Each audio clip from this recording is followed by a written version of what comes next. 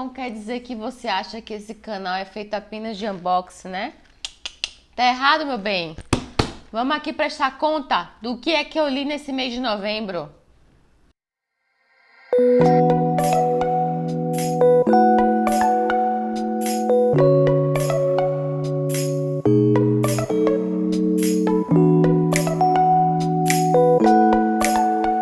Esse foi o mês que eu realmente saí da minha zona de conforto. Eu li conto, que não é uma coisa que eu costumo ler. Eu li autores nacionais contemporâneos, que não é uma coisa que eu costumo ler. E eu li muita fantasia, porque a gente teve a maratona literária de fantasia. E fantasia era um gênero que eu não lia. Preciso daquele apoio de vocês. Curte aqui se gostar desse vídeo. Se você quer conhecer esse canal agora, já se inscreve e ative a notificação para o YouTube te avisar cada vez que eu soltar um vídeo novo.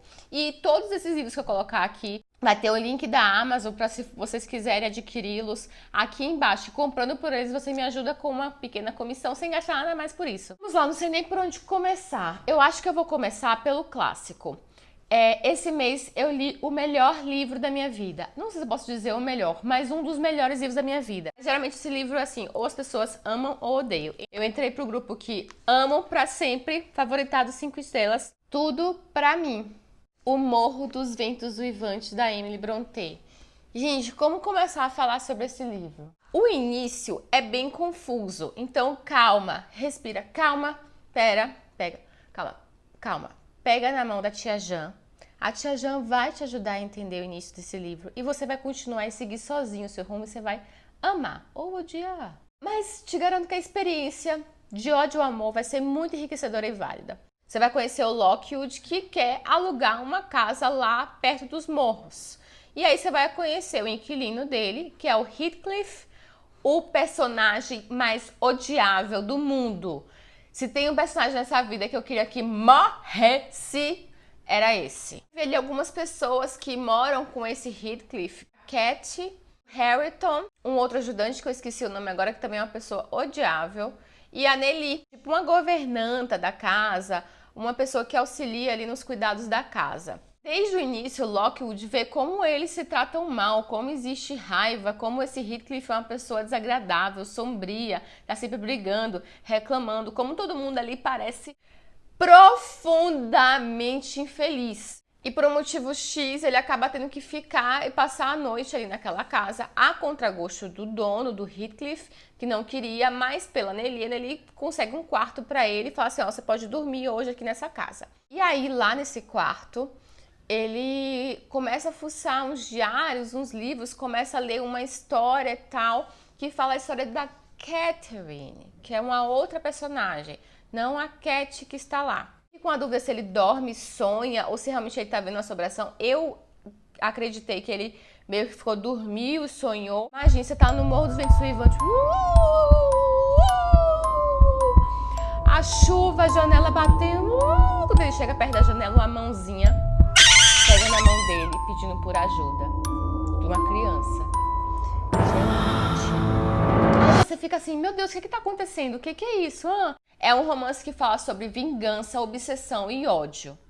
Então, são temas que não vão agradar muitas pessoas, por isso que eu falo que é amor ou ódio por esse livro, porque é um tema tenso, é um livro que você sai com angústia, com dor no estômago, que você fica nervoso, que você fica preocupado. Alguns ali você vai ter muita raiva, alguns poucos personagens você vai querer dar carinho, gostar, cuidar, alertar. A maioria do restante você vai ter muita raiva, ódio, falar assim, gente...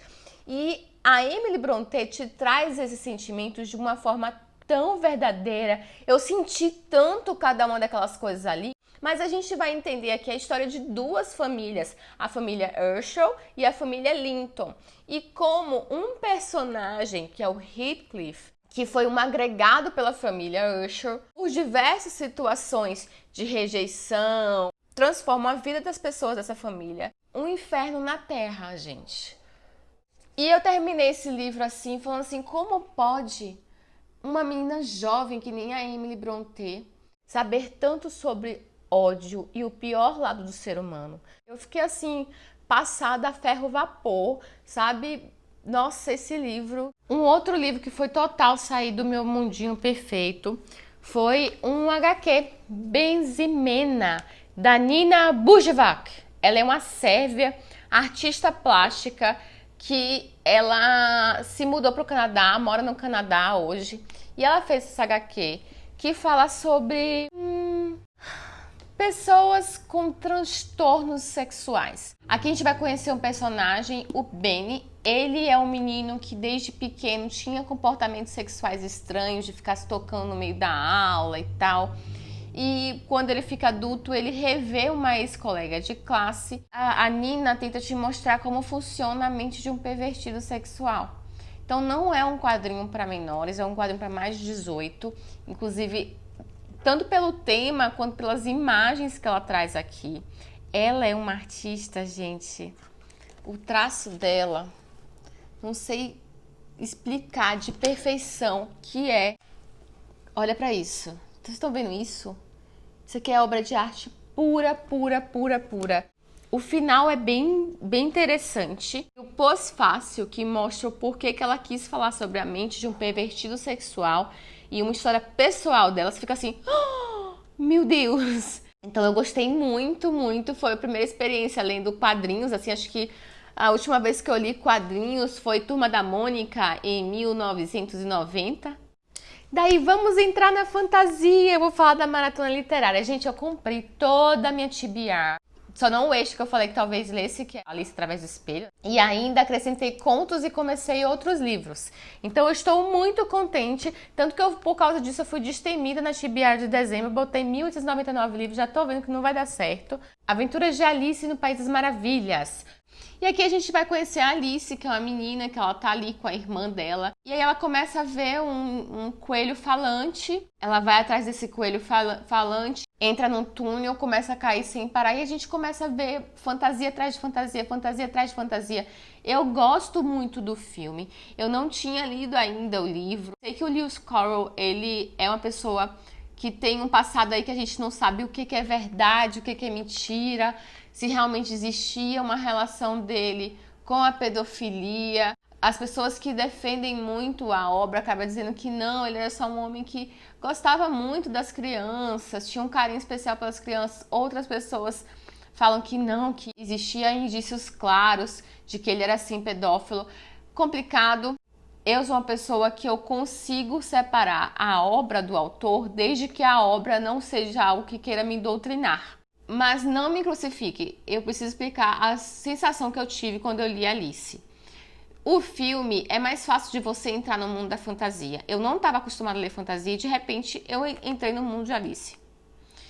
E é muita coisa louca acontecendo ao mesmo tempo, é sem parar. Tem gente que já falou que pode ser relacionado a drogas, tem gente que conseguiu ver críticas políticas, sociais, que é uma grande fábula. Vários animais com vidas, com tudo, uma loucura, daqui a pouco tem carta de baralho, de repente corta as cabeças! Foi demais pra mim. Eu me senti com falta de ar lendo, porque não parava de acontecer loucura e nada tinha uma explicação, nada fazia sentido.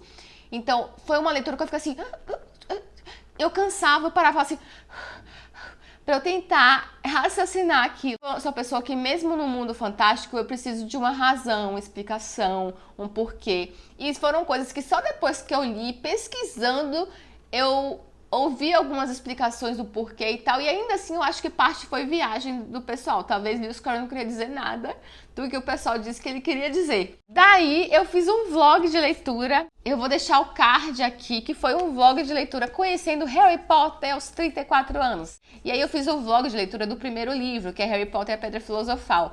Lá eu expliquei tudo, gente, com todos os spoilers, contei toda a história. Vocês viram todas as minhas reações.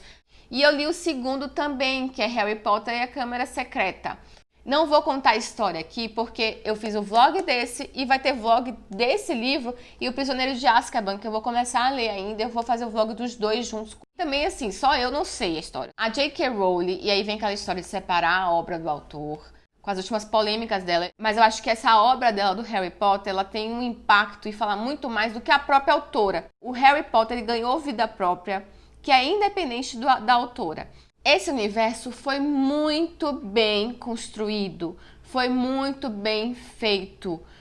Toda a fantasia faz um sentido, tem explicação, tem o porquê. E é um universo infantil, pelo menos no 1 e no 2 eu ainda sinto que é uma literatura infantil. Diz que com o passar da idade do Harry, dos livros, você vai tendo uma literatura um pouco mais jovem adulta, mas eu ainda sinto que é infantil, mas é um infantil que consegue conversar com qualquer idade. Na Maratona Literária de Fantasia, era para ler do dia 16 ao dia 30, mas eu comecei a minha Maratona Literária de Fantasia desde o início de novembro. Então eu consegui ler muitos livros de fantasia porque eu dei uma roubadinha. E tem 2 livros que foi no Unlimited que eu li, então eu não tô com eles aqui. No Unlimited, eu li os livros que estão nesse pacote, assim, você pode alugar 10 por vez. Eu já tô com outros 10 lá e você tem que devolver, né? Então eu já devolvi esses outros livros. O primeiro livro do The Witcher, que é O Último Desejo, é uma saga criada pelo Andrzej Sapkowski. Gente, eu vou errar esse nome, não sei falar. Acho que ele é polonês. E essa saga surgiu a partir de um concurso de uma revista lá polonesa que era de contos de fantasia, e aí ele fez um conto, The Witcher. Ele ganhou o 3º lugar. E daí depois ele juntou vários contos que envolviam esse mesmo personagem e fez o primeiro livro, que é O Último Desejo. Então esse livro são vários contos. Os contos conversam tanto entre si que você consegue ler ele como se fosse um romance, um livro contínuo facilmente. Tem a série do Netflix com Henry Cavill, o eterno atual Superman. E tem também o jogo. Eu joguei o jogo The Witcher quando eu era nova e eu assisti a série. Essa saga são 7 livros, eu acho. Os 2 primeiros são esses contos, tá? E os outros 5 são romances. Eu acho que a série do Netflix deve envolver alguns outros contos que devem estar nesse 2º livro. Porque eu consegui identificar vários que eu tinha visto já na série da Netflix, mas algumas coisas não apareceram ainda.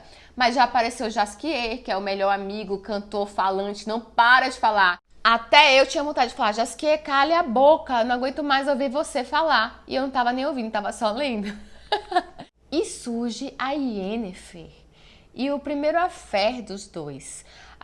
O The Witcher se passa num mundo de alta fantasia. Eu nem falei o nome do personagem principal, né? Que é o Geralt. Ele é um bruxo que ele ganha a vida matando monstros, né? As pessoas pagam pra ele matar o monstro que tá assombrando aquela região, que tá fazendo mal pra aquilo ali. E ele tem um senso de justiça muito grande. Ele fala, eu não sou assassino de aluguel, eu mato monstros, eu não mato pessoas ou outros seres ao bel prazer dos homens. Os monstros que estão lá, a gente não são convencionais. A grande maioria não são os que a gente já conhece das histórias de fantasia, alguns são criados. Mas tem vários trechos que ele traz histórias de contos de fada dentro dos contos. Eu achei muito interessante. Esse também estava no Kindle Unlimited, então não tô mais com ele aqui. Eu vou deixar só a fotinha aqui do lado. Foi Cidade dos Ossos, que faz parte do reino dos Caçadores de Sombra da Cassandra Clare. A Cassandra Clare é uma escritora que criou todo o mundo dos Caçadores de Sombra. E que dentro desse mundo existem várias séries de livros. Essa série de livros é a primeira, que é o Instrumentos Mortais. E eu comecei pela Cidade dos Ossos, que é o primeiro livro. Entendeu? Eu sei, é difícil entender se você não está convencionado nesse mundo. Eu tive muita dificuldade. Eu vi uns 5 vídeos no YouTube para me explicar por onde eu começava. Estamos falando de personagens adolescentes e de um livro que eu acho que foi escrito para dialogar com adolescentes. Então eu sou uma mulher de 34 anos, casada, que trabalha. Então por aí você já vai entender que não foi um livro que eu gostei tanto assim. Valeu a pena ter lido? Valeu. Me distraí, dei algumas risadas, questionei algumas coisas, valeu a pena ter lido. Existem livros que você gosta, livros que você não gosta, livros que foram escritos para um tipo de público e que às vezes você não faz parte do público. Aqui a gente vai conhecer a Clary, uma adolescente normal, sem nenhum grande talento. Não, mentira, ela desenha muito bem e a mãe dela também. Mas sem nenhuma grande, assim, algo que a diferenciasse dos meros mortais, digamos assim. Tem um melhor amigo, Simon, e aqui, gente, a gente vai ver os clichês adolescentes. Simon é aquele melhor amigo que tem um jeito meio bobinho, meio silly, assim, e é apaixonado por ela e ela não percebe. Não há problema nenhum em se ter clichês. Clichê é clichê porque ele é comum, não é isso? Eles são bem estereotipados e também não há problema nenhum em ter personagens estereotipados, gente. Faz parte. A questão é como você vai trabalhar esses personagens, o que você vai trazer de diferente naquilo ali, que seja uma história que vale a pena você ler. Aí, um dia do nada, a Clary vê alguns jovens matando um outro jovem. Ela tá no meio de uma festa, ela fica desesperada e de repente ela percebe que só ela está vendo aquilo ali. Conversa vai, conversa vem, ela descobre que ela é uma caçadora de sombras, ela mata demônios. Ela faz parte de um grupo seleto de seres humanos que mata demônio, mas ela não sabia disso, ela não fazia ideia. A mãe dela, por um motivo X, escondeu isso dela. Ali começa a surgir um romance que desde o início não me convenceu, que é ela com o Jason. É um romance muito imaturo, e não poderia ser diferente, eles são ainda adolescentes, né? Então, mas é um romance muito imaturo, porque eles estão se bicando o tempo inteiro, estão se testando o tempo inteiro, estão querendo mostrar que um é melhor que o outro o tempo inteiro. E o Jason, ele beira aqueles bad boys, sabe? Aqueles garotos radioativos que fazem mal. Não dá tempo, porque ela tem que explicar muita coisa de fantasia. Todos os seres imaginários de fada, demônio, vampiro, lobisomem, todos vão aparecer nessa história. Então, não dá tempo no primeiro livro da gente entender muito como é o Jason no relacionamento com outras meninas. Mas tem cara que queria ser aqueles bad boys e que as meninas ficam se humilhando, achando que vão mudar dele através de uma redenção, sabe? Aquela história típica. O vilão principal, que é o Valentine, ele não me deu nenhum medo, não me deu nenhuma angústia, não me deu nenhum nervoso. Eu só lia e ficava... Tá, interessante. Entendi. As cenas de ação são boas, tá? Gostei, tem agilidade, movimento, você consegue imaginar tudo que tá ali acontecendo. Um livro que traz uma diversidade que eu não estava acostumada a ver nos livros, e isso eu tenho que bater palma. Que traz um relacionamento homossexual surgindo ali também. Como eu fico às vezes muito presa a ler livros clássicos, faltava pegar esse nicho que traz a diversidade na literatura, então eu gostei disso. Isso foi um ponto positivo para mim nesse livro. Alguns diálogos, eles poderiam ter sido cortados, e eu acho que o livro teria sido reduzido a 2/3 do que ele é. Tipo, tem um discurso em duas pessoas. É mesmo. Ai, pois é. Tipo, esses diálogos monossilábicos que juntam às vezes uma página inteira, que não faz sentido nenhum e que eu acho que perde o tempo e a dinâmica da história. Eu me senti um pouco incomodada com a obsessão dela em descrever comidas.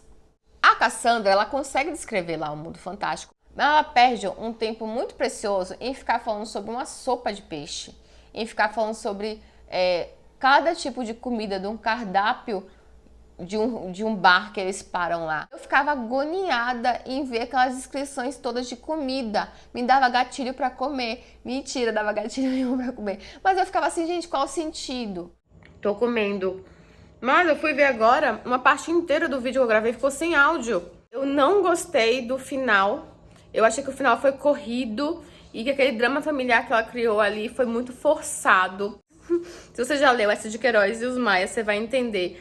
Mas aquela história dos Maias ali... Mas fãs da Cassandra Clare, eu já sei que esse primeiro livro não é considerado o melhor livro dela, não é considerado o melhor livro da série. Eu vou dar continuidade a essa série, sim, porque me disseram que a escrita da Cassandra evolui e que ela vai conseguir me pegar ali naquele mundo e vai criar um mundo fantástico extremamente inteligente e rico.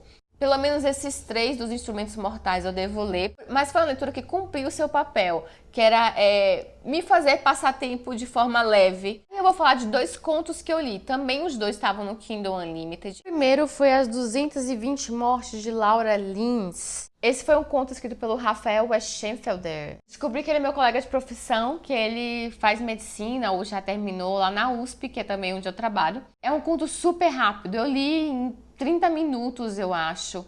E a gente vai conhecer a história da Laura e do Daniel. Uma coisa que eu achei muito interessante, eu não costumava ler autores nacionais contemporâneos. Isso é uma falha minha que eu estou corrigindo. Então, ler um livro contemporâneo que se ambienta na cidade que você mora e no seu mundo atual, com WhatsApp, Instagram, Parque do Ibirapuera, tal, Uber...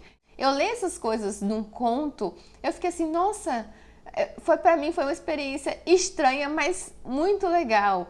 Como eu falei, a gente vai conhecer a história do Laura e do Daniel. O Daniel conhece a Laura desde que eles eram da escola, mais jovens, e ele praticou muito bullying com ela. Ela é uma menina que desenha, e mais velho, ele reconhece os desenhos dela no Instagram, eles perderam o contato. Ele cria um perfil fake e começa a ter contato com a Laura, né? Daí, por algum motivo X que eu não lembro agora, eles começam a se ver e aí eles marcam um encontro lá no Ibirapuera. Quando eles estão conversando lá no Ibirapuera, que ele vai revelar ali quem ele era, o que ele já tinha feito com ela e talvez pedir desculpas, né, por tudo, pelo bullying que ele já tinha feito com ela. Uma árvore cai e ela morre. Isso não é um spoiler. No título a gente já entende que a Laura vai morrer. Aí ele entra num loop de tempo, gente, que a história vai voltando e ela vai morrendo 220 vezes. Ele vai tentando consertar de alguma forma aquilo ali. Minha cachorra tá bem aqui em cima. Bonitinha. Ele fica preso nesse looping tentando salvar a Laura de diversas formas. E ele conseguiu, num conto, envolver a gente nessas 220 mortes e convencer a gente daquela história. E o final, eu não vou dizer que ele é surpreendente porque eu imaginei. Mas a forma que ele acontece foi muito inteligente, muito interessante e valeu muito a pena. Gostei muito da experiência de ler esse conto. Aí, empolgada porque eu li esse conto, eu falei, vou ler um outro conto aqui de algum autor contemporâneo nacional. E aí eu peguei uma novela da Paola Alexandra, que tem aquele canal do YouTube, Livros e Fuxicos, né? Que é O Roubo. O Roubo vai contar a história da Joana, que ela era uma pirata, na Europa, lá na França, e ela e o pai falam assim, ó, a gente precisa parar de ficar navegando, se aventurando, a gente precisa fixar nosso canto. A Joana não fica nada feliz com isso, porque ela gosta da aventura, ela é uma mulher à frente do seu tempo, ela gosta da emoção, ela gostava de ser pirata, né? Mas ela sabe que realmente não dá mais para continuar aquilo ali. E eles precisam de dinheiro para poder sair daquela vida com alguma dignidade também, porque outros piratas que estão ali com eles também dependem disso. Tinha uma história famosa de duas máscaras, uma branca e uma preta, que pertenceu a um casal que teve uma história de amor, tipo Romeu e Julieta, sabe? E eles estão com a máscara preta já, e eles sabem se eles conseguirem a máscara branca, eles podem vendê-las, com esse dinheiro conseguir resolver a vida deles. E a máscara branca, ela está com um personagem chamado Philip, que ele é um duque, conde, acho que ele é um conde, gente, eu não sei nada desse título, eu esqueci o título que ele tem. Aí o tio deles não eram pessoas muito boas, então apesar de ter o título, eram as pessoas muito mal faladas, assim, e ele resolve que ele vai limpar o nome da família e resolve casar com uma outra menina que tem um título muito importante, que ele só viu 3 vezes, mas que ele sabe que é muito importante esse laço de casamento, para limpar o nome da família dele, porque era uma família muito nobre dessa outra menina e tal. E a Joana e o pai bolam um plano de usar a beleza e o charme da Joana para conseguir roubar a máscara do Philip. Aí a gente já sabe de cara, só vendo essa sinopse, já imagina que o feitiço se virará contra o feiticeiro. Gente, é um conto de romance de época, que tem uma personagem forte à frente do seu tempo,